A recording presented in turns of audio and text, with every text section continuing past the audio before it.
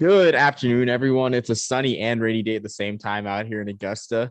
But of course, I'm Omar, joined by my good friend Jackson, who's feeling it this weekend. We won't talk about it much. We won't talk about that game much if he doesn't want to, but he's feeling it this weekend. Another exciting week of college football. This week's not that exciting, but any opening thoughts on this past week? Yeah, to keep it that close against Bama with that many self-inflicted mistakes it's kind of impressive. Now we should have won the game. There's no way I feel good about this because we lost. But when you have that many errors that you just cause yourself and you keep it that close, and when you were down 21, you were down 21-3 in the first quarter. We had a 99-yard drive. We came back a little bit, just obviously wasn't enough. So we'll get them in December. But yes, looking on to this week, man, there aren't that many great games, but there are a lot of decent games, and we'll get into that when we have our games of the week to watch. Yeah, I mean, a lot of opportunities for Cinderella teams to emerge. But again, you'll get into it with our games of the week. We're gonna start off, of course, with our early season routine. Let me turn my phone on silent. That early season routine of picking our sort of players of the week and players to watch. So I don't know. Did I draft first last week? I think I did draft first last week. So Jackson, I'll let you take the first quarterback. Man, I appreciate it, man. I'm gonna go with Eric Barrier. I'm gonna snatch him up while I can. Quarterback from Eastern Washington, a guy we talked a lot about in the spring in the FCS season. He was 31 for 45, 542 yards, 6 tutties, no interceptions, and a huge win. It was a shootout between Eastern Washington and Western Illinois. So great job to Barrier. And next week, the weekend of October 2nd, Eastern Washington has a nationally televised after dark game on ESPN2. Huge for the Big Sky Conference against Montana. Everyone knows Montana defeated Washington. So that'll be an interesting matchup for sure for Barrier. And honestly, I think he'll definitely be a front runner for the Walter Payton if he shows off in that game against that strong Montana defense. I was able to handle Washington and hold them to only 7 points. Staying with FCS trend, I'm gonna go with the guy that I absolutely love, because he's an Ivy Leaguer. But we got EJ Perry.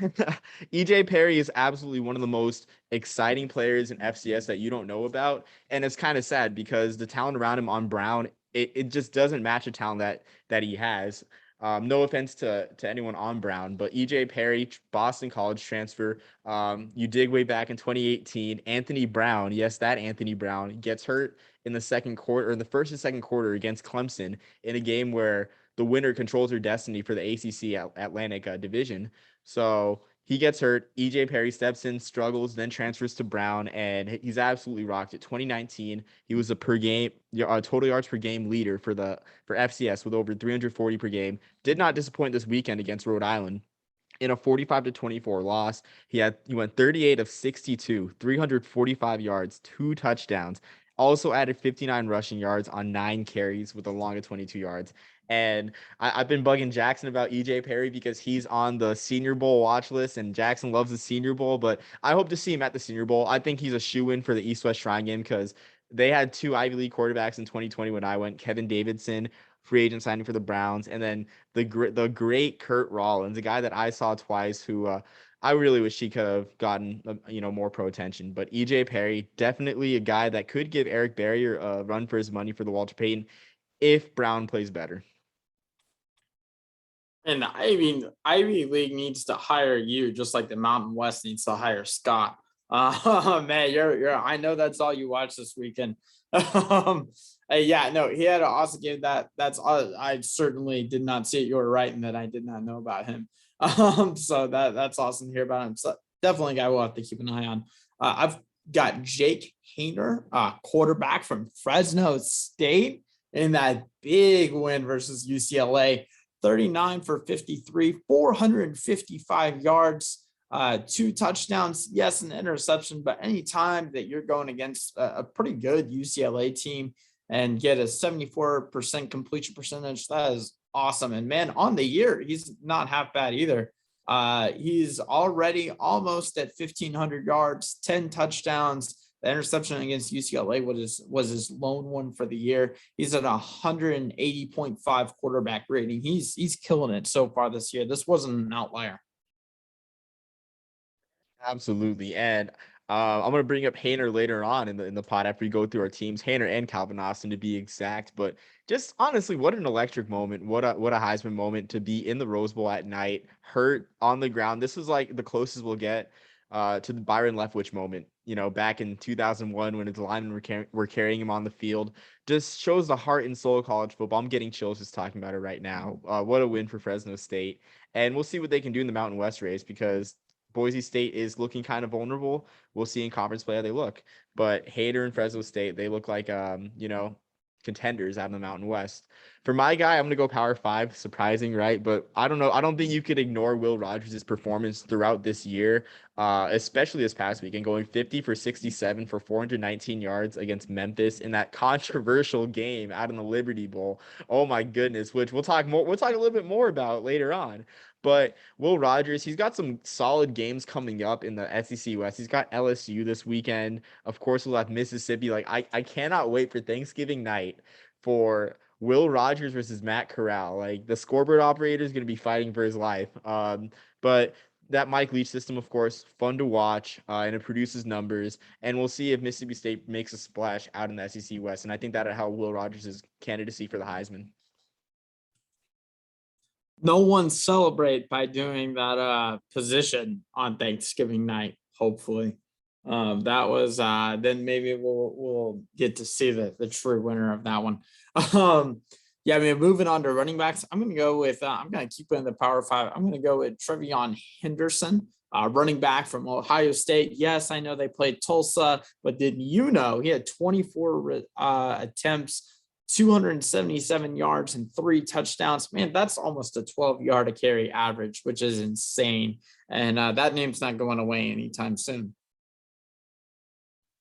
Yeah, and we'll see. If anything, if there's a running back out of the Big Ten I like for the Heisman, I like Kenneth Walker more at the moment because Michigan State is looking really good. It looks like they can take Ohio State too. But Trayvon Henderson had a great game, and that was sort of lost in translation with how they struggle with Tulsa, like you said. I mean, we'll see more. I mean, Ohio State has had scares against non-power fives in 2014. They were losing to Navy in the second half.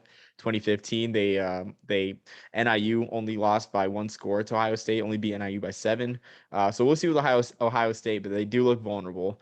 For my running back, I'm staying with a guy I've mentioned before. I'm going to go with Deuce Vaughn, 23 carries, 127 yards, 62 carries for 371 on the year. And yes, there were better running back performances, but I like Deuce Vaughn a lot as a Heisman candidate because, he gets a load on that Kansas State team, and especially with Skylar Thompson hurt, he's going to get even more of a load. He's a great story, undersized guy, and I love his running style. It's almost like it's Darren Sproles 2.0 at Kansas State. And it was a good win against Nevada. This weekend, Kansas State gets tested against Oklahoma State in a game that's on ESPN Plus, surprisingly. So we'll see what Deuce Vaughn, but I'm liking Deuce Vaughn as a dark horse Heisman, and his performance this weekend, really showed that. Yeah, definitely, man. A guy that like you said, you've mentioned before, and someone we'll keep an eye on throughout the running back period. I'm going to go with the guy that you just mentioned. Kenneth Walker was actually my next guy, running back from Michigan State. 27 attempts, 172 yards, another 3 receptions for 17 yards and a touchdown. He's averaging 2 touchdowns a game, so this wasn't his best. But man, Kenneth Walker is looking like the real deal so far this year. Absolutely. And with like the way that all the quarterbacks on contenders except for Matt Corral are playing, I feel like this could be a year where we see a running back gain some traction in the Heisman voting, especially Kenneth Walker. Really came onto the scene on that Friday night game, Labor Day weekend against Northwestern, with 264 yards, and he's just continuing to do it. He's a heart and soul of that Michigan State team that's really in the thick of the Big Ten race early on. For my next back, I'm gonna go with a guy that's really that's really like padding the stats right now. I'm going with Rasheen Ali. He had 189 yards and 3 touchdowns in a loss to East Carolina. but he could be a sleeper for the Doak Walker if he keeps it up because he's got 7 rushing touchdowns. He had 4 against Navy. If Marshall keeps feeding him the rock, then it's easy to see him surpass 20 touchdowns on the year, which could help his candidacy there, and especially in Conference USA, where running backs like Sincere McCormick they aren't disappointing, but they're performing below their his production last year, I should say, since I just mentioned one back. But I like Rasheen Ali following that proud tradition of Marshall running backs like Darius Marshall, Brendan Knox, Devin Johnson, Rockhead Johnson. Really good work out there out in Marshall, out in Huntington, West Virginia. Definitely, man. Someone we'll keep an eye on that. That's awesome to see what he's doing there. Moving on to receivers. I'm gonna go with the tight end, which I don't think we done tight end so far this year. Let me guess, Trey McBride. Yes, you called I had him too. Trey McBride, the tight end from too. Colorado State. 9 receptions for 109 yards, no touchdowns. But Omar, did you know this? 109 of Colorado State's 110 receiving yards came from McBride. He is the guy over 99% of the time. He's had at least 100 yards in each of the last 3 games. And in his past 2, he's had at least 129-yard catch. So McBride is doing awesome work over there in Colorado State. Yeah. So on that note, since we're the hardware podcast about Trey McBride, I put him on because I really think he's an early season favorite. Maybe behind Notre Dame's tight end, whose name's escaping me right now. Michael Mayer. Michael Mayer. Maybe behind him, but I think they're neck and neck in the Mackey Award race. But Trey McBride is carrying the load of that offense, that Steve Adazio offense in Boston College. And what's one thing we know about Steve Adazio offenses? They like to run the ball a lot, and they work well off the play action game. They run a lot of pro sets. So McBride is thriving. Colorado State, not so much. But that was my guy, first off. Well, I'm gonna go with my wide receiver, my first receiver. You're forcing me to cheat later on with my second receiver selection, but I'm gonna go with Drake London. 13 catches, 170 yards, 2 touchdowns, and I know Clay Helton got fired, and that's taken a lot of the news out at USC. But he has 29 catches for 375 yards and 3 touchdowns in 3 games already. Looks like the quarterback change to Jackson Dart is really helping USC out, and I expect London to approach numbers that Juju Smith-Schuster, Robert Woods, Marquise Lee approached in their days at USC. Really excited to see what he can do. And maybe USC, things will change for USC out in the Pac-12 South. Yeah, hopefully so. Like you said, USC being head coachless has dominated the headlines for them. But man, there's some players over there they're doing some awesome stuff. We'll continue to see USC hopefully keep succeeding, and Dart is killing it so far in his first couple games. I'm gonna go with Josh Downs, a wide receiver from North Carolina. Of course, it helps when you have Sam Howell throwing you the ball, but in the win versus Virginia, he had 8 receptions, 203 yards, and 2 touchdowns. Downs has had a great year so far, and the quarterback play is great over there. So I expect to continue seeing him succeed so far this year. Absolutely. And I feel like we kind of forgot about North Carolina after they lost on that opening Friday night, which is a shame.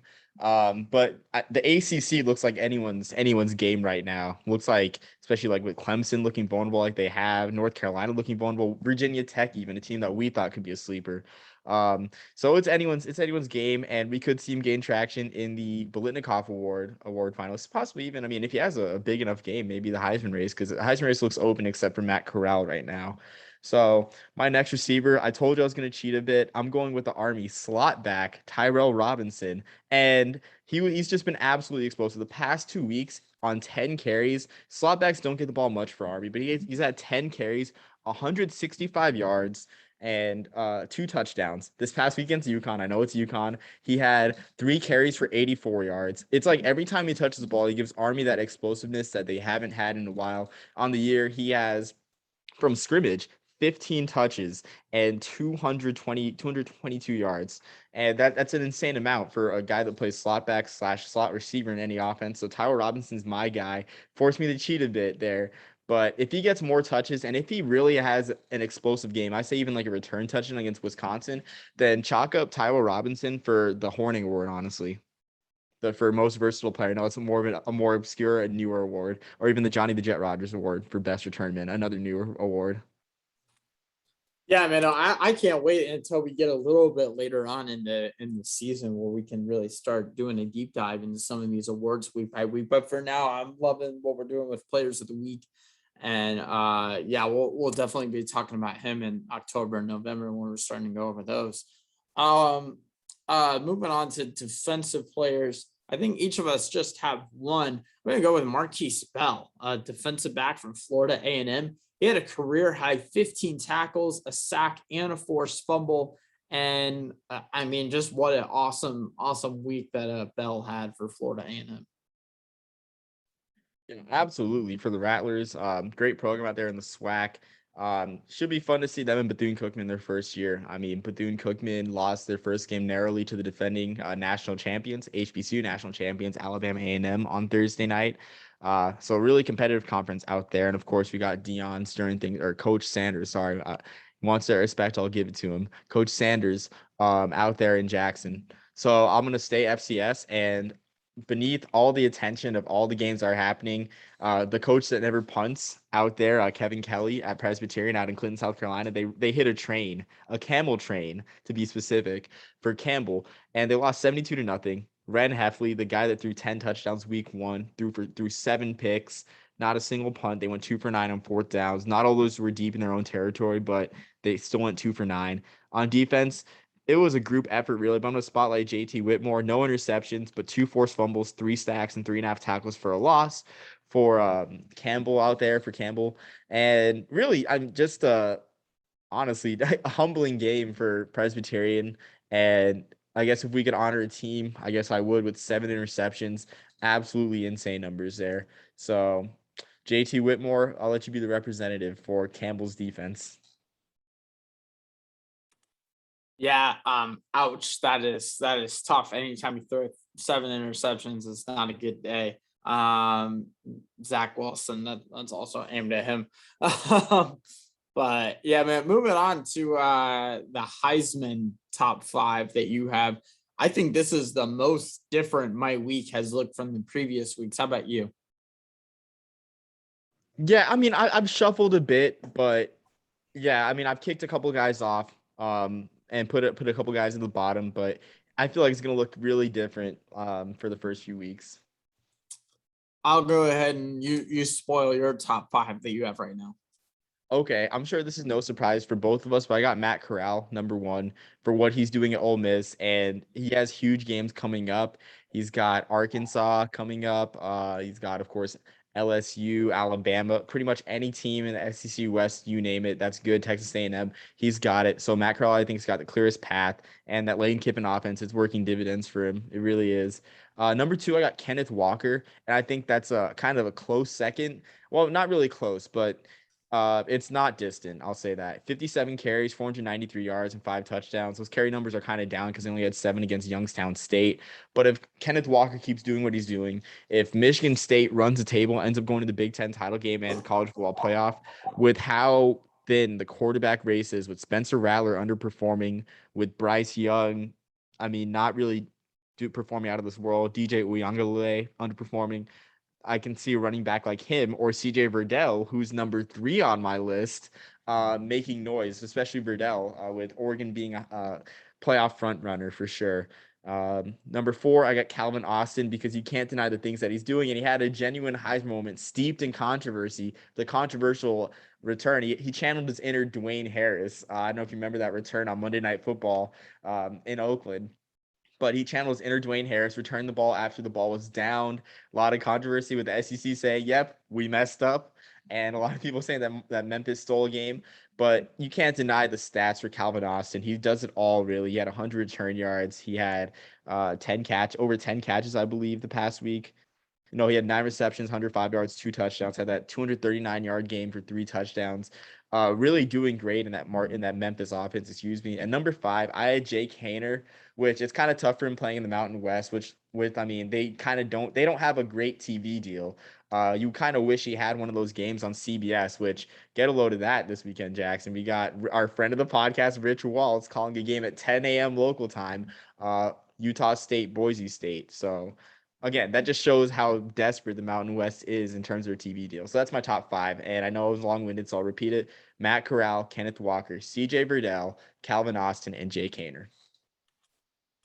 And top to bottom, we are very different, but top and bottom exactly the same. I added Jake Haener and is my number 5 also. I've got Matt Corral also as my first. That's the top. I've got Bryce Young just because he's at Alabama and he's a quarterback. And anytime you're there, you have a shot as long as you're not performing miserably. I've got Desmond Ridder as number 3. You know me, I'm big on Desmond Ridder this year. I've still got him over there in Cincinnati. I've got CJ Stroud, and CJ Stroud by no means has wowed me, but I also think he still has. We haven't seen anything awful from him. It's kind of like Bryce Young. We haven't seen anything awful from him aside from a loss, I guess. But he still has the potential to win that. And then, like I said, Jake Haener number 5. So, Omar, how many games of the week are games to watch this week do you have right now? So before week 1, we talked about Heisman elimination games. So I want to change the title of that from Heisman elimination games and put a / next to it and call it coming out party games. So I have 3 of those type games on my list for this weekend, starting off with Michigan Rutgers. And I think that one's a huge game for the Rutgers program. They got 3:30 ABC slot. Both teams are 3-0. The East is looking conquerable. I won't say wide open. It's looking conquerable at the moment. And I think this could be a Heisman coming out party for Noah Vedral, their quarterback. And he was the guy. He showed leaps and bounds. He improved by leaps and bounds, and not even improved. That was his first year. He showed potential last year in the shortened season, and this year, he's been more of a game manager at times. Been very efficient. He's been 43 of 54 his past 2 weeks with 3 touchdowns without a pick. Hasn't thrown a pick all year, actually. But if he can take the game into his hands against Michigan, we might see Noah Vedral at the bottom of some people's Heisman top 10 Heisman list, or even top 5. So that's my first game. 3:30 Eastern, ABC, Michigan Rutgers. Yeah, no, that'll definitely be one. Rutgers or Michigan will get exposed. I feel like it obviously can't be both, but we'll see with that. I've got Boise State and Utah State, and as my first game. Well, we typically don't talk about the betting line and all that just because I'm not into it. I know you bet on a few games. Unfortunately, lose most of them. But I thought this was really interesting. The line was at Boise State -9.5, which Boise State is the 1-2 team, and Utah State's the 3-0 team. So it's interesting, despite Boise State being a 2-loss team already, they're favored in this one by a pretty good amount, which I thought was really interesting. So we'll see. That one's going to be noon Eastern on CBS. I'm interested to see what this game looks like. Absolutely. And Utah State's offense has looked really good the past couple weeks. They had a come from behind victory against Air Force, which was really surprising. It's hard to come from behind against a service academy team. It really is. No matter how far down you are. They were down by 11 points in the 4th quarter. Air Force had scored a touchdown with 10:37 left, and they came back. Their quarterback, Logan Bonner, doing really good out there for Utah State. Had 253 yards, 2 touchdowns last week. So he's a player to watch, along with Hank Bachmeier, the usual suspects, of course, for Boise State. But yeah, I think it's just the name on the helmet that's getting the spread. I don't think it'll be a 2-score game because it's at Logan. But yeah, that'll be interesting to see. And of course, like I said earlier, our friend of the podcast calling it again on network TV. It seems like we see him on Twitter and Instagram every single day because he's a play-by-play guy for the Los Angeles Angels. And who's on the Angels? The great Shohei Ohtani, turning heads, hitting home runs left and right. And all you hear our friend on the podcast calling Ohtani. It's smooth, it's short, it's great. That's why we love Rich. I am a big Rich fan. Obviously, he was generous enough to come on the podcast. I am not, however, a baseball fan, so I have no idea who that is. So, yeah. Oh wow. I'm gonna have to edit that out, man. That's gonna take some football heat, guy, man. I'm sorry, I don't keep up with irrelevant sports. Not even Shohei. I'm just messing. I've got as my next one UAB at Tulane.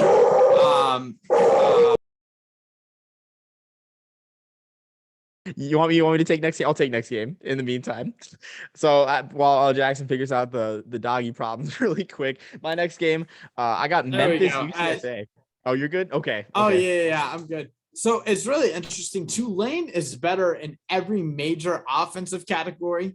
UAB is a lot better in every major defensive category. So it kind of creates an interesting, not just for Michael Pratt. I noticed he dropped out of both of our Heisman rankings. It's hard to be a Tulane quarterback on a two-loss team this early and still be considered for the Heisman. But it's not to say he's not a good quarterback, and he is only a freshman. So I'm excited to see him against a pretty good UAB defense this week.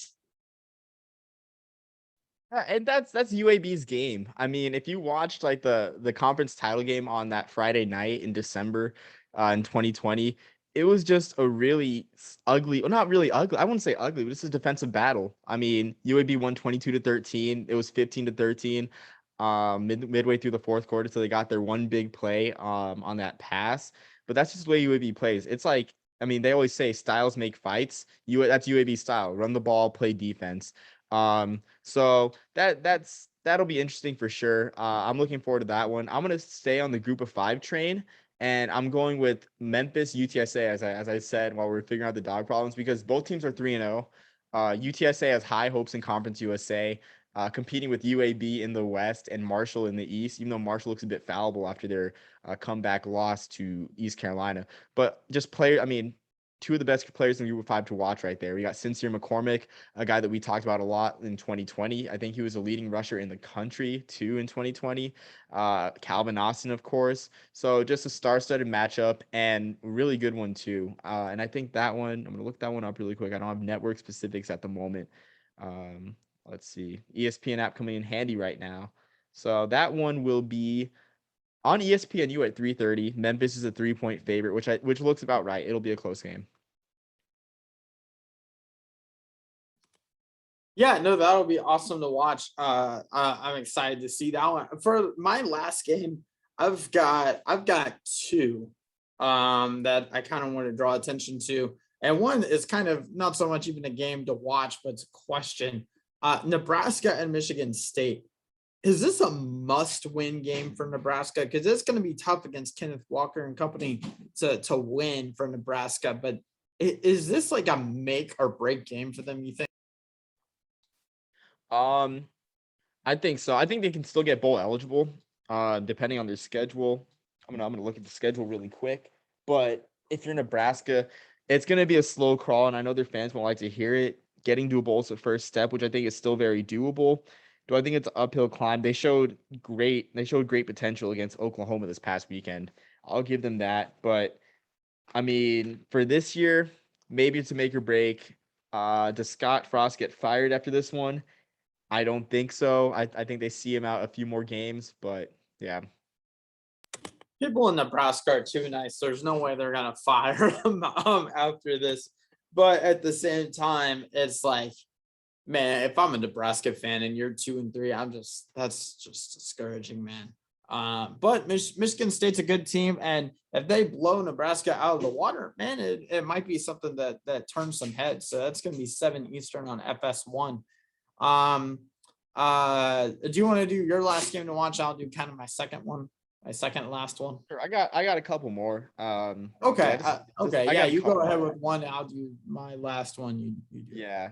So of course you mentioned EJ Perry, and the first of the Ivy League's Friday night games is this weekend. Brown versus Harvard at Harvard Stadium, the stadium I've been to and I miss dearly. Love that nice horseshoe. But JT Perry, or sorry, not JT, excuse me, EJ Perry. I mean, like I said before, I mean, against a great Harvard team, they're probably going to be down a little bit early. So we'll see EJ Perry take things in his own hands. But on Harvard, too, they got Aaron Shampklin, 14 carries, 183 yards against Georgetown. Really explosive. In 2018, 171 carries for 1,053 yards. So maybe this will be Aaron Shampkling's coming out party for the Walter Payton Award. We'll see. But just a star-studded game out there in Cambridge. And honestly, there's a 4-game slate on Friday night. That's probably the early game to watch. Unbiased. Yeah. Okay. All right. Well, I'll definitely keep an eye on that on Friday night. I thought you had a date Friday night. Where'd you get that idea, Jackson? I knew you didn't. I'm just Oh, messing. dang, man. Wow. I'm just throwing a little shade, but I'm done throwing shade at you. Don't worry. Omar, you know me. You know I love to put a little NFL spin on things with the Hardware Podcast. Reigning Super Bowl.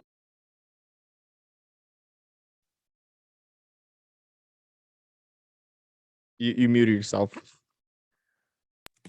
There we go. Okay. You know I love to put like a little NFL spin on stuff, man. Reigning Super Bowl champion, winning head coach Bruce Arians said Blaine Gabbert is the most underrated player in the NFL, which I thought was really interesting. I don't know if you saw that headline in the offseason. Man, what a perfect storm this is for Brett Gabbert to I have knew it.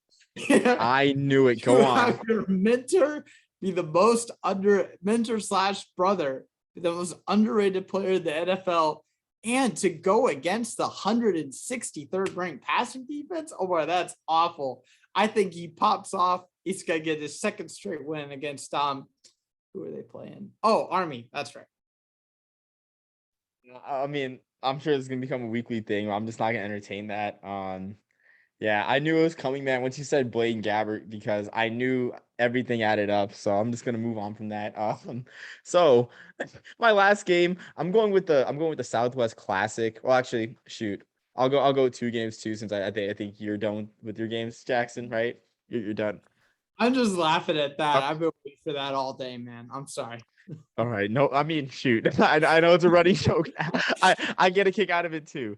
But so for my last 2 games, I'm going with Arkansas, Texas A&M. And I think this one's a sneaky good game that people are kind of overlooking because Arkansas they're emerging as a team, and KJ Jefferson is playing really well at quarterback. Had 3 touchdowns last week. And I think that's a game if he beats Texas A&M at Cowboy Stadium in Jerry World, like that's a game that where he can sneak up into our top 5 maybe for Heisman if he really shows out. His stats haven't been as impressive, but we haven't seen if Arkansas is for real. This is a good test to see if they're for real. And then with another HBCU classic, well, actually 2 HBCU classics, I'll lump them together. You love to put a pro spin on things. Aquil Glass, the first player to accept an invitation to the HBCU Legacy Bowl at Yulman Stadium on February 19th this year. A guy that we talked about in the spring, pro-ready quarterback, showed his stuff last week on a Thursday night against Bethune-Cookman, throwing for 234 yards. This week he has a game out at Old Lad People's Stadium in Mobile against Tuskegee for the Gulf Shore Challenge. Hasn't thrown a pick this year. Threw for 426 his first game against South Carolina State. So good to watch out there. A nice HBCU classic, nice neutral site game. And then we also got Kentucky State versus Benedictine. I made a mistake. They were playing at the John Merritt Classic at LP Field, not LP Field, Nissan Stadium. Jeez, it's hard to keep up with the sponsorships.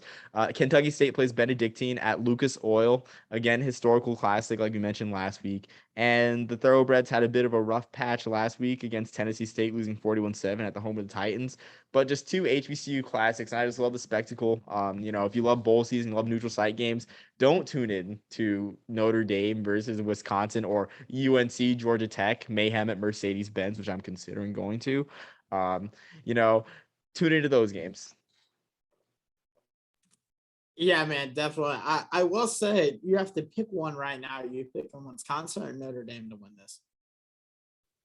I think Notre Dame because Notre Dame's got experience and the Jack Cohn payback game, man. Like I gotta think the payback games in stores, especially the way that Graham Mertz has performed. Like Jack Cohn's got to be saying like, I could have done this. No offense to Yeah. Graham Mertz, but Graham Mertz is playing more like people saw last year the opening game against Illinois, and they saw Graham Mertz throw for I think 4 touchdowns and have like 1 incomplete pass or something like that. They saw him go off against Illinois, and they thought, man, this is the guy that Wisconsin's needed. Then he goes out with COVID for 2 weeks, which might have been the reason why he lost his productiveness went down. His production went down later in the season. Might have been the reason why, but and then this year after a fresh season seeing him perform the way that he has, it's almost like it's no different than the quarterbacks that Wisconsin has been having. There hasn't really been that game-breaking player under center.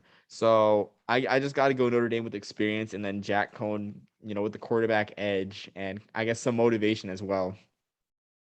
Yeah, no, that's fair. You mentioned the Arkansas game. One thing I meant to add to that was if you do watch that game, watch John Ridgeway, big old number 99 at the nose tackle for Arkansas, former high school wrestling champ. He's an Illinois State transfer. He's been making a difference since day one in Arkansas. So I'm excited to watch him against a pretty good Texas A&M team. Yeah, and I think this is just another test for people to see if Texas A&M's for real, if both teams are for real, for that matter. Because I mean, this all these games are just minor tests until, of course, they play Alabama. That's the ultimate test. But we'll sort of like see. It's like I guess. I don't really have an analogy right now. I guess you have a foggy window and you're trying to see what's in front of it. You like rub a little bit off at the time, rub a little bit of the mist off. That's sort of what it's like. We'll see the big picture against Alabama, but I'm excited for that one. Do you think that one should be an on-campus game, Jackson? I guess as a sort of closer, because a lot of controversy has been posed about that game being at Cowboy Stadium and not on the campuses of those two schools. I don't mind it. I don't mind it at all. I don't like that it's a lot closer to Texas A&M. I don't know how well Arkansas fans travel, but yeah, why not? And if I'm Arkansas, I love it because then I don't have to go to Kyle Field every other year. So that's a win for me if I'm an Arkansas fan, for sure. But Yeah, and that should do it. Yeah, very. I mean, we'll find excitement in any weekend of college football. I mean, not every game will have a Titanic clash like Florida versus Alabama. Not every weekend will have that, but there will certainly be games that will pop up on our radar. Like I'm sure a lot of people weren't expecting SMU, Louisiana Tech to end the way that it did, but still people tuned in and people were excited about it. So I'm excited to see what surprises college football has this weekend. And of course, the Ivy League too. Ivy League on a Friday night. I know I'll be eating my clam chowder, my oyster crackers in support of Brown. And EJ Perry. does it pair well with green chilies though, Omar? Hey, you call me by my name, Jackson, Mr. Head Butterfinger Investigator, apparently. Yes, yes. I don't know why they put the air quotes, but yeah. Oh yeah, it took me by surprise. My own it's the school my sister graduated from, and a lot of my friends have graduated from as well. You know, exposing me like that, I gotta say I'm offended. But am I still considering going to that game next year when I'm stationed in El Paso on Labor Day weekend? Absolutely, because when else are you gonna have an intersectional game like that? It's just the perfect recipe of Exactly. weirdness. Exactly. And I'm sure they'll recognize you if you go. There'll be a social media guy. Will be like, hey, that's Mr. Head Butterfinger Investigator. Yeah, though. Yeah, for once, putting commercial gimmicks on my Twitter nickname, I guess it worked for once, or backfired against me, because the Butterfinger Investigators, they're like Limu, Emu, and Doug. They're characters created by the company to sell, like with ongoing series to sell their product, and I thought it was hilarious, that you have a group of people called the Butterfinger Investigators, investigating people stealing Butterfingers when they can be investigating a lot of different things like child trafficking, murder, and all that stuff. I mean, but they're investigating Butterfingers. It's like, what is this? What our taxpayer money's going to? We went on quite the tangent. So maybe next time we'll see a Law and Order Butterfinger Investigator. So we're all just trying to work for sponsorships on this podcast, whether it's that's Butterfingers what or we're for doing. me. Yeah. Or for me, I forgot what brand it was, but the can of potted meat that I posted on Twitter. Oh I'm a yeah. connoisseur of canned meats. What can I say? I like Spam. I like canned meats. I'm a simple guy, and sponsor me. I don't think there's many guys like me. I'm an everyman. What can I say? That makes one of us. Well, yeah, man. That about wraps it up for this week. And you always know something crazy is going to happen in college football. There's going to be at least a couple games that we didn't even mention that are going to go crazy. So excited to see what those are this weekend. Absolutely. And if there's anything we learned last week, it's that the $300 upper deck seats that Scott was talking about for a UNLV were just not worth it. They were not worth it, and I don't think they will be in the near future. I don't think so either. Yeah, man. Well, that's about it. And enjoy your weekend in college football. Absolutely. Same to you, brother. And to everyone else watching, enjoy the weekend and peace, love, and soul, everyone.